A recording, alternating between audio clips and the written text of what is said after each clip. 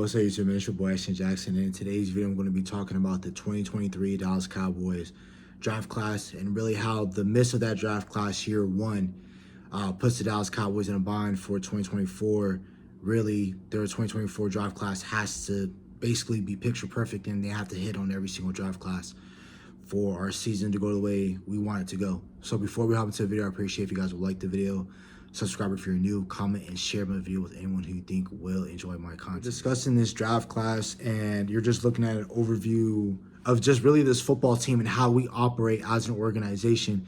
It's pretty clear and evident how we move, really, in terms of what we expect out of our draft class, prospects, and everything like that. And we heavily rely on our draft classes year in and year out. If you just looked at previous rosters in the past, but especially if you look at this past roster that just happened with the 22, or not the 22, but the 23-24 roster, right? If you look at everybody that started for you last year, if we're breaking it down into three sections: offense, defense, and special teams. If you look at it for offense, and you look at the two people who started for you in games, last year were two players. It was Chuma Edoga, you didn't draft him, and Brandon Cooks, you didn't draft him. Everybody else you did draft. So if you picture a fully healthy Dallas Cowboys roster, we draft 90% of our team. So left tackle Tyron Smith, we selected in the first round in 2011. Tyler Smith, 24th pick in the 2022 draft class. Tyler Biage, 4th round in 2020. Right guard, Zach Martin, 1st round, 14th pick in 2014. Terrence Steele, undrafted. Jake Ferguson, 4th round in 2022 draft class. Dak Prescott, 4th round in 2016. Tony Pollard, 4th round of 2019. CeeDee Lamb, 1st round pick 17 in 2020. Michael Gallup, 3rd round pick out of Colorado State. Most of your guys you hand selected, right? Defensively, same thing. Outside of your safety, so Malik Hooker, free agency. J-Ron, free agency. But outside of them, Marquise Bell, you hand selected in undrafted free agency. Israel Mukwama, you selected. Marquise Bell, you selected. I believe I already said his name, but cornerback, outside of Stephon Gilmore, you had Jordan Lewis, you selected in the 3rd round out of Michigan. You had Deron Bland, Defensive Player of the Year. Candidate, in my opinion, I feel like he should have been Defensive Player of the Year, but they give it to Myles Garrett. So you had him. Then you had Trevon Diggs. You selected DeMarcus Lawrence, 2nd round pick in 2014. Micah Parsons, Dorrance Armstrong, Osa Odighizuwa, Mozzie Smith. Most of these guys, again, we all drafted these guys. Brandon Aubrey, we picked him up. Kevontae Turpin, we picked him up. Brian Anger from the Houston Texans, played for a lot of different teams, but really great punter for the Houston Texans. But most of what the Dallas Cowboys do and what they solely rely upon is their rookies and their draft class. They solely rely on those guys. I'm not saying it's a bad thing because, again, you look at the teams, the two teams that were just in the Super Bowl just dang near a week ago. Everyone that make big plays got drafted outside of like CMC, Marquez, Valdez-Scantling, mostly everybody else that has been on those two teams, like Chris Jones, Mahomes, drafted. Warner, Greenlaw, Bosa, Armstead, Purdy, Jawan Jennings, I said Brock Purdy, but Brandon Ayuk, George Kittle, all those guys, Trent McDuffie, all those great guys that made great plays during the Super Bowl, all have been drafted. So that's where you save a lot of money and a lot of resources because, again, there's 3 phases into team building. That is selecting in the draft, free agency, making trades. The Dallas Cowboys do one thing very well, in my opinion. I understand that the past draft class wasn't it didn't prove that to anybody, but they are great at drafting because, like I said, you drafted a lot of All-Pros, whether you like some of our All-Pros or not. But the Dallas Cowboys, they hand-selected them, right? So as much, praise we gave them for hitting on a lot of draft picks, we also have to give them the blame when they do mess up in things of this nature. So since we solely rely upon our draft class and our young guys to get the job done for us, we have to also put blame on them for not hitting on this draft class and not getting any major contributions from any of your guys that you drafted. Because, again, I'm not going to necessarily blame the young guys, because if you look at our roster when we were fully healthy before around May 1st, and I did still say, you can go check back on my prior videos, I did say and I did state that we did need linebackers. I felt like we always needed a veteran presence. I'm not saying copy. I'm sure copy and paste. Go give me a linebacker like Fred Warner. I'm not gonna hate on that. Or go give me a Nick Bolton like what Kansas City Chiefs have. I'm not saying don't give me one of those guys, but those guys don't grow on trees, right? I know it's very hard to go get one of those linebackers, and I did want to pick up a veteran linebacker like Bobby Wagner, but I'm tired of saying his name because I made plenty of videos about Bobby Wagner. Dallas Cowboys just aren't interested in him because I don't know what it is. He has been playing on one-year deals for very cheap deals for the past 2 years. I don't know why the Dallas Cowboys can't bring him in, especially since we had Dan Quinn as our defensive coordinator the past 3 years. Prior to that, like I said, other than linebacker, offensive tackle, I wanted to get better at that position. I did feel like we needed one more running back. But outside of those positions, we didn't really need much help from our draft class, right? That's what we said May 1st, right? And I did say that we did have some depth issues at the linebacker position. I did say that if Lane Van Der misses time because he annually misses games, our linebacker room looks very thin, and you might have to move Micah from pass rusher to linebacker. That's why I wanted a pass rusher. That's why I wanted Nolan Smith or Joey Porter Jr. And that was another thing I was stating, because the reason why I said first get that out of the way, pass rusher, and I said that if, when Van Der Esch misses annual games, that you might have to move Micah back to linebacker. And I said linebacker was the best. I said Micah was the best football player in America his rookie year when he was moving around as a chess piece, and that was because we had two solidified pass rushers and then depth, right? So we had D-Law, Randy Gregory, Dorrance. I think we picked up Dante that year, or if not that year, the year after. But we still had a lot of. I forgot, we had Brandley Anai. We had Terrell Basham. So we still had a bunch of pass rushers that can help us in the pass rushing department, where we can move Micah everywhere. We saw in the preseason game against the Texans that year, him moving around, him shading over the centers, shading over A gap, and him getting mismatches between offensive guards and centers. That's where we felt like he was at his best. That's why I wanted Nolan Smith, because if you got a guy who can play DN on the opposite side of D-Law that can consistently get to the passer more than what D-Law can, then you'll be fine, right? So really what I wanted from this draft class was I wanted people to be rotational pieces, and you make a play when your number is called. It just so happens that didn't happen, guys. It sucks. You wish things were different, but it didn't pan out the way we wanted it to go. So really, if we're just looking at our draft class overall, Mazi Smith, again, and I already said about it in the offseason when we drafted him, I'm not expecting him to be year 5 Vita Vea, year 5 Quentin Williams, Dexter Lawrence. You look at all the best defensive tackles that are playing currently in your league. These guys in a ball out to dang near they got their second contract. At the end of their first contract, that's when they balled out. So I can't grade Mazi Smith or bash him. Like I said, you got to think about this front office. They selected these guys. Coaches also had a helping hand in picking picking the talent as well. So you got to think about the blame as well. It can't just be the Joneses or Will McClay or whatever. Blame also has to go to the coaches, because the coaches also wanted a lot of these players. Like I said, I'm not mad at the Mazi Smith pick. I think, like I said, he's definitely going to be better from year 1 to year 2. He's going to be a way better player.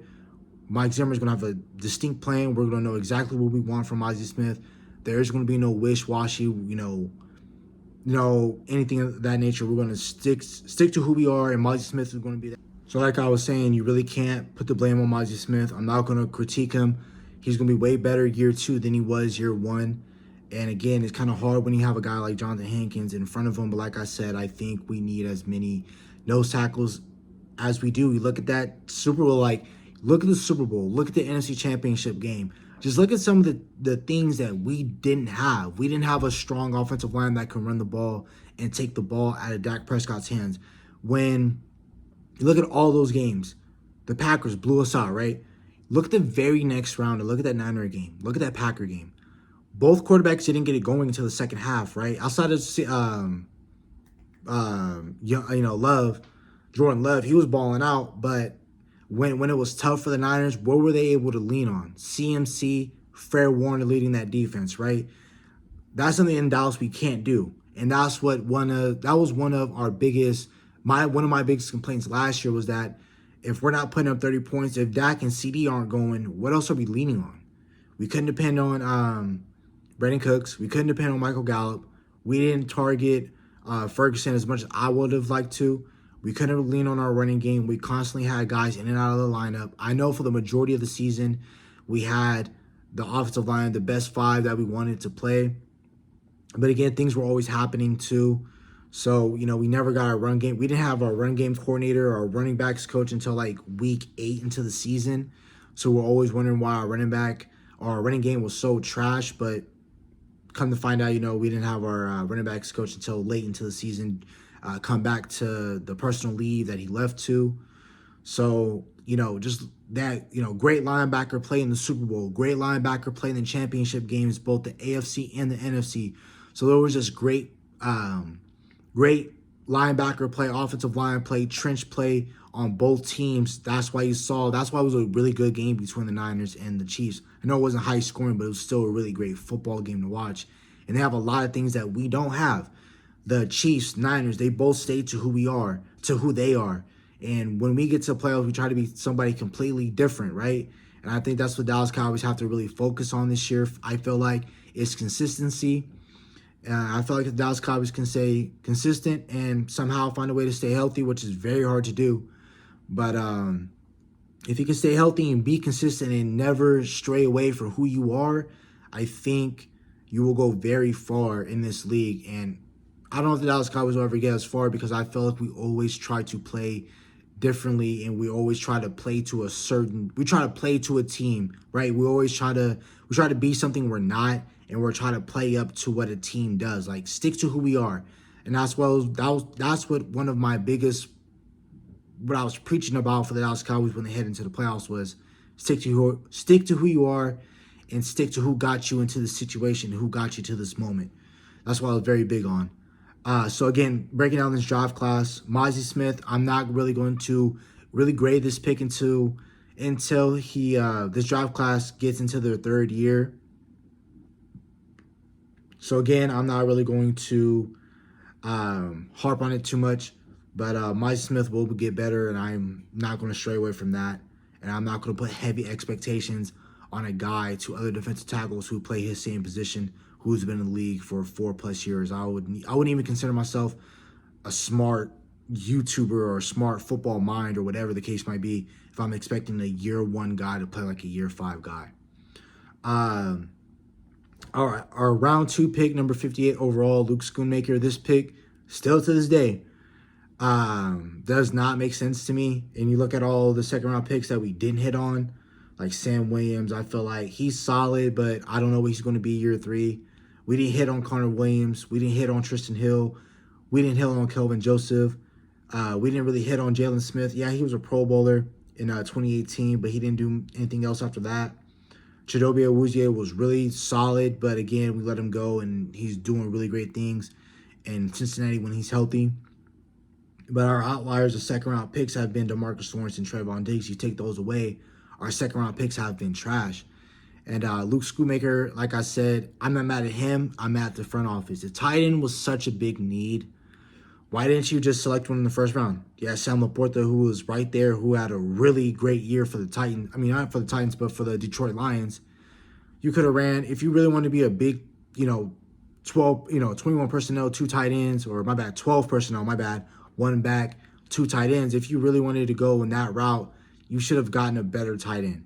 You had Mayer, you had Kincaid, you had all the guys that you wanted were there, I think the Bills, they jumped you, The Bills jumped you, in fact, to go get Kincaid, but you still have Laporta. You still have the best tight end in the draft waiting there for you to select.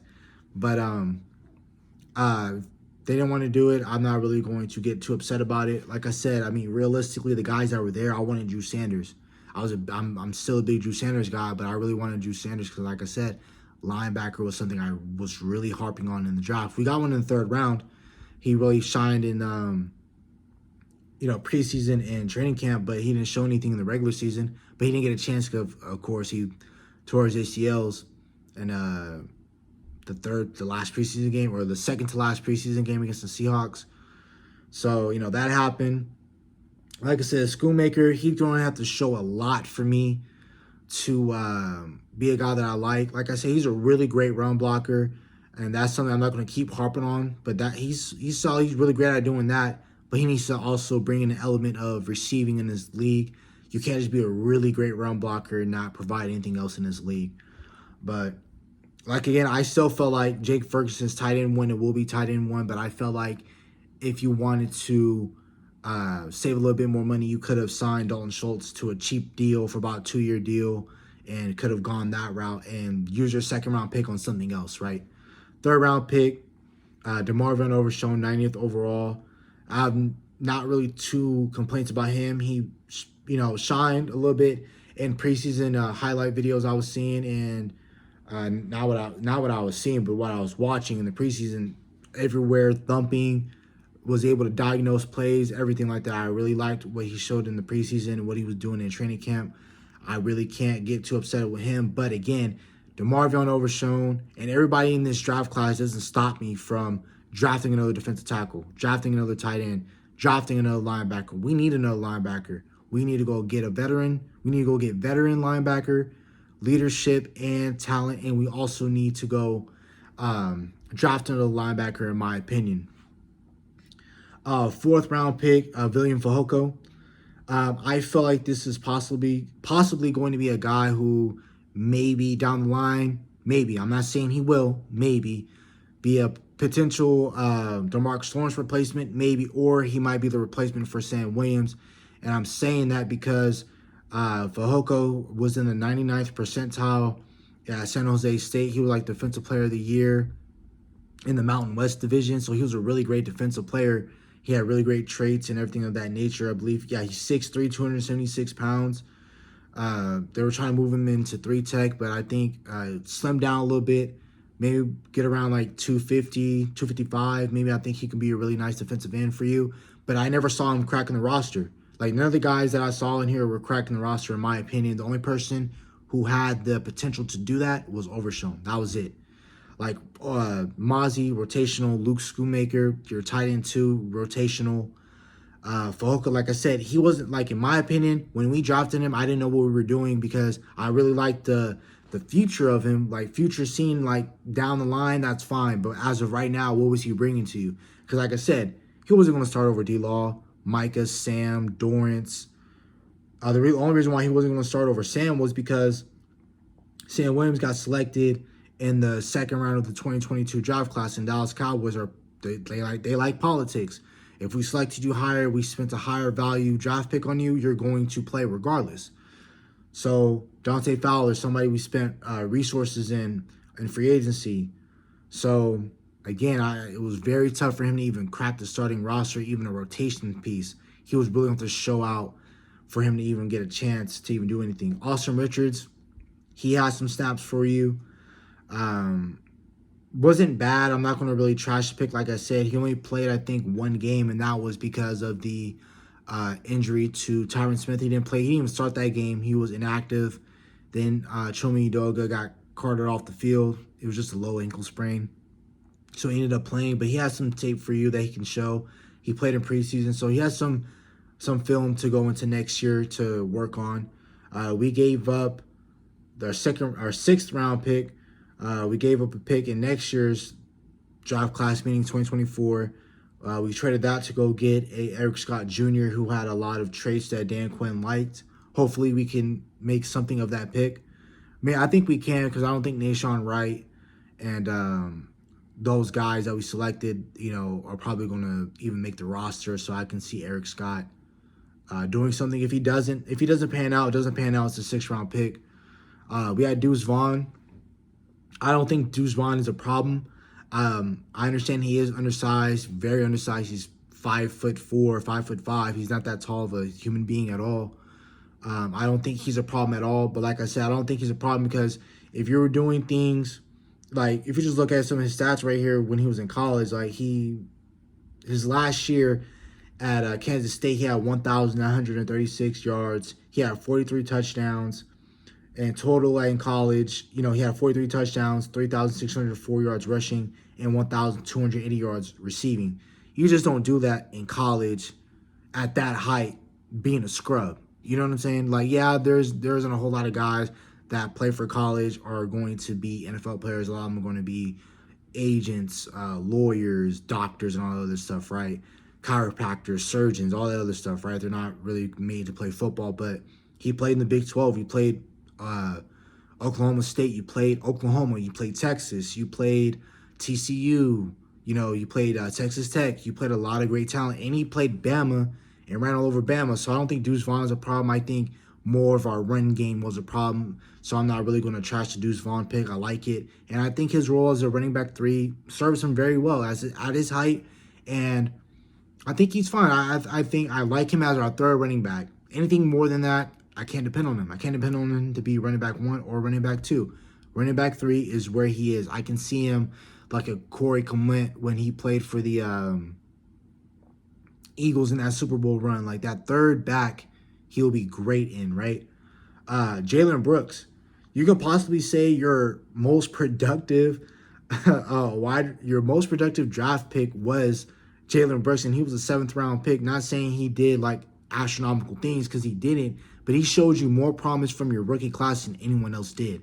Luke Schoonmaker, yes, he did catch a couple touchdowns. He had a couple brain farts in that Philadelphia game on that rub route that we constantly run, where both sides, they're mirror routes on both sides. Both wide receivers are running slants while both tight ends are running flats. So running that, and when you're playing a man concept is a rub route and you want to get open. He didn't cross the pod line. He went underneath and didn't get in. But again, like I said, I think Jalen Brooks was probably your most productive rookie, and that's a shame. Like I said, I think that this draft class, not their fault. Dallas Cowboys, it's the Joneses, Will McClay, you guys have to get better. If the only thing we do really well is drafting, but we're not superly active, or we're not superly active in free agency. So we're not getting the Chris Jones, we're not getting the Devin Whites, we're not getting any of those guys. We're getting the mid-tier free agents, guys who are already coming off of the surgery table with 2 or 3 back surgeries. We're that team that's going to be selecting you if you're coming off the roster. If you have nice traits and everything like that, you're a former 2nd round pick, 3rd round pick. Well, we'll spend high draft capital to go get you, but again, we're not the Dallas Cowboys of old. The Joneses think that, oh, we're the Dallas Cowboys, come here and play for $48 and we're gonna win Super Bowls with you on a cheap deal. Like, that's not how it works. You know, if you wanna win, you gotta spend some money. If you wanna win big, you gotta spend big. So man, that's about it really for the video. Again, I think the Dallas Cowboys put themselves in a lose-lose situation, meaning, or not lose-lose, but they put themselves in a predicament where they have to hit this offseason. You have to be way better and aggressive in free agency. You have to really hit on every single draft pick that you do have, and you're very limited on draft resources. So you have to go participate in free agency, and you have to make trades to better this roster, man. So that's about it for the video. Hope you guys have a nice day. Stay safe, stay blessed. Bye.